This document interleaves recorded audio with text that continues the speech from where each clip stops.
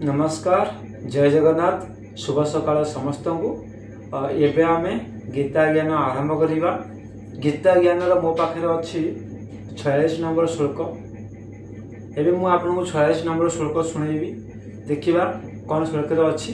ता पूर्व गुरुदेव को प्रार्थना करी मु आरंभ करी।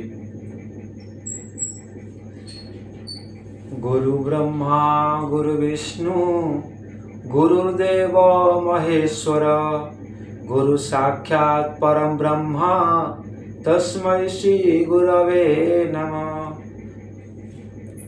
एबे आमे आरंभ करिबा 46 नंबर श्लोक। जदि माम प्रतिकार शस्त्रं शस्त्रपाणय धतराष्ट्रणे हन्युस्तन्मे क्षमतरं भवेत्।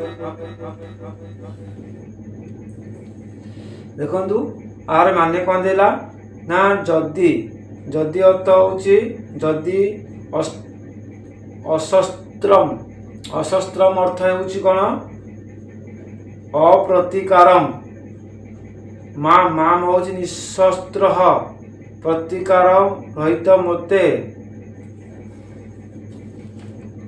शस्त्र पाणय होची शस्त्रधारी धातराष्ट्र होची कौन दुर्योधन आदि कौरव माने रणे होची युद्ध रे हन्यु हन्यु होची मारी दियंती तत् होची ताहा मे होची मो पक्षरे क्षमतरम अधिक मंगलकर भवेत हेब। जदि मो परी निशस्त्र और प्रतिकार रहित लोक को धृतराष्ट्र शस्त्रधारी पुत्र माने युद्ध रे मारी दियंती तेबे भी ताहा मो पक्षर अधिक मंगलकर हेब। यही श्लोक तात्पर्य कौन ना अर्जुन कहते एपरी युद्ध घोषणा हो भी जदि मु शस्त्र त्याग करदेवी यही एवं सेमानंकर कौनसी क्रियार प्रतिकार न करी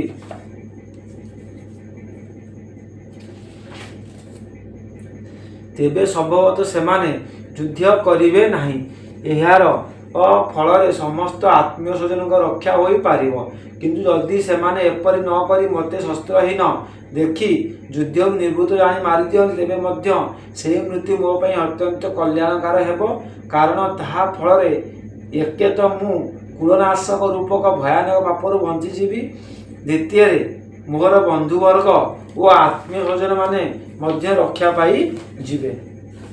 कहउछन अर्जुन कहउछंती जदि मु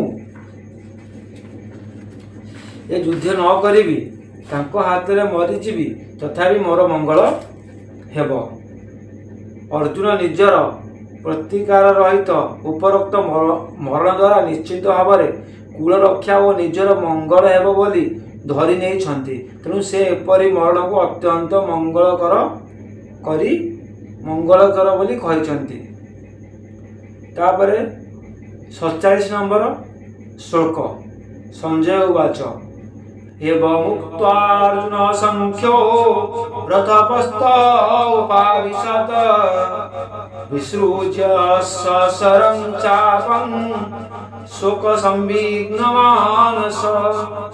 संख्य होची रणभूमि रे शोक संविघ्न मानस होची शोकर उद्विग्नता अर्जुन एवं एपरी उक्त्वा होची कही सशरम होची बाण रहित बाण सहित चापम धनु क्यों विसृज्य त्याग कर देई रथ उपस्थित रथर पछपटे उपविशत बसी पड़े। देखो संजय कहले रणभूमि रे शोकरे उद्विग्न मना अर्जुन एपरी कही बाण सहित धनु को त्याग कर देई रथर पछपटे बसी पड़े।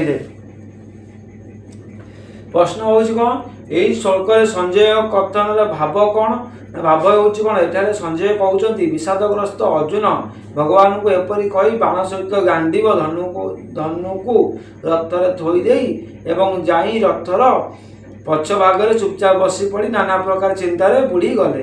तांको मनर कुलनाश एवं ताहा द्वारा हेबाकू जाउथिबा भयानक पाप फलर विचित्र चित्र खेलीगला।